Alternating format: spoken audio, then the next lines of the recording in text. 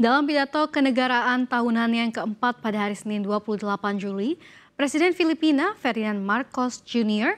kembali menegaskan kebijakan luar negeri pemerintahannya dan menyebut negaranya sebagai teman bagi semua. Dalam pidato yang berlangsung lebih dari 1 jam di hadapan para anggota parlemen, Marcos menyampaikan bahwa pemerintahannya telah membuat kemajuan dalam memperkuat kemitraan dengan berbagai negara demi kepentingan Filipina. Presiden Filipina itu juga memberikan penjelasan kepada para legislator mengenai kondisi ekonomi negara dan mengundang para pelaku usaha untuk meningkatkan investasi di Filipina.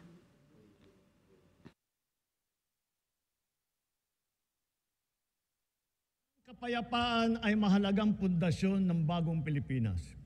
Kaya pinapatatag natin ito kasabay ng ating pag-unlad.